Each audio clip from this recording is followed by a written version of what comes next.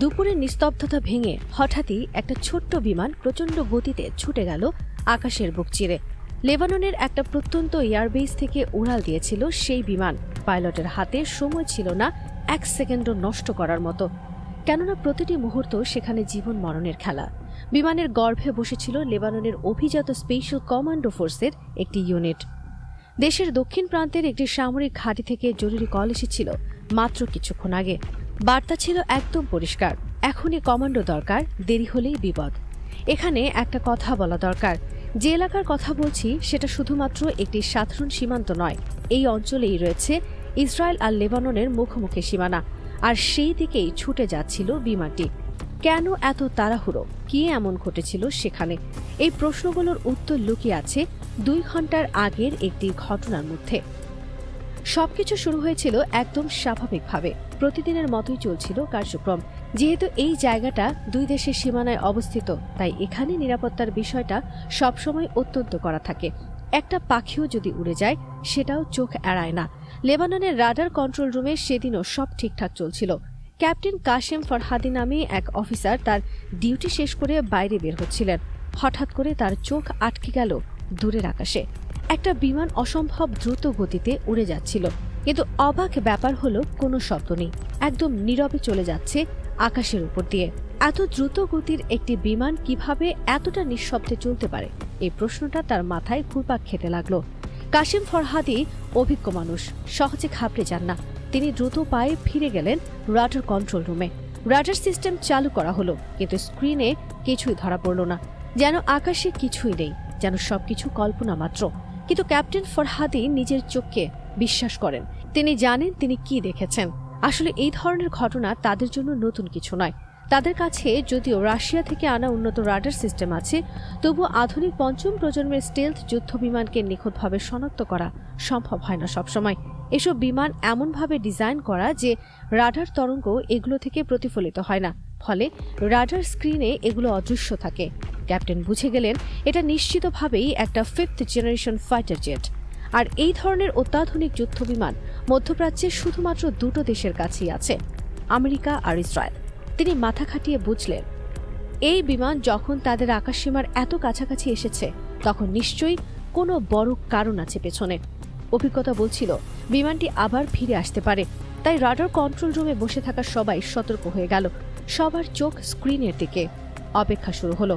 প্রায় 17 মিনিট কেটে গেল টানটান উত্তেজনার মধ্যে। তারপর হঠাৎ করেই রাডার স্ক্রিনে একটা সিগন্যাল দেখা দিল। এবার সিগন্যালটা বেশ বড়, স্পষ্ট এবং শক্তিশালী। কিন্তু বিস্ময়ের ব্যাপার হলো এই সিগন্যাল তাদের আকাশসীমা থেকে মাত্র 7 মাইল দূরে, আর ধীরে ধীরে এগিয়ে আসছে সীমান্তের দিকে। এখানে একটি কথা পরিষ্কার করা দরকার, যুদ্ধবিমান কখনোই এত বড় রাডার সিগন্যাল তৈরি করে না। এগুলো এমনভাবে বানানো হয় যাতে যতটা সম্ভব রাডারে অদৃশ্য থাকে।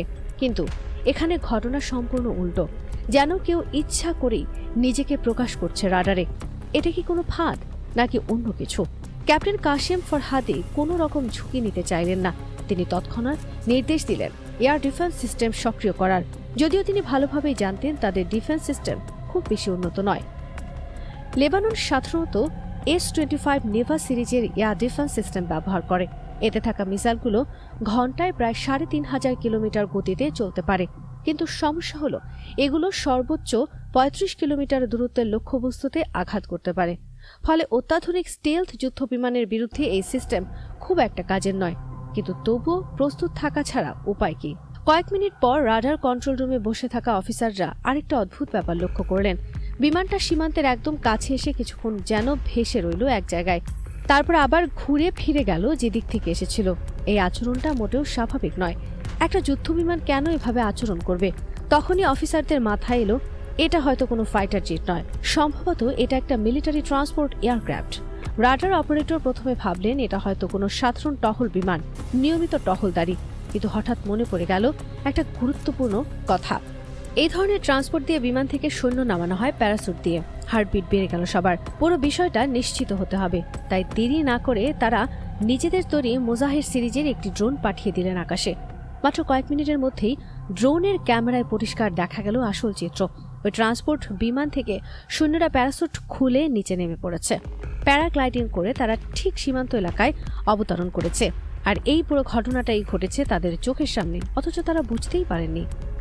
এখন আর একটা মুহূর্ত দেরি করা যায় না। সঙ্গে সঙ্গে খবর পৌঁছে গেল লেবাননের প্রধান মিলিটারি কমান্ডো সেন্টারে। সেখানে অপেক্ষমান ছিল স্পেশাল কমান্ডো ফোর্স।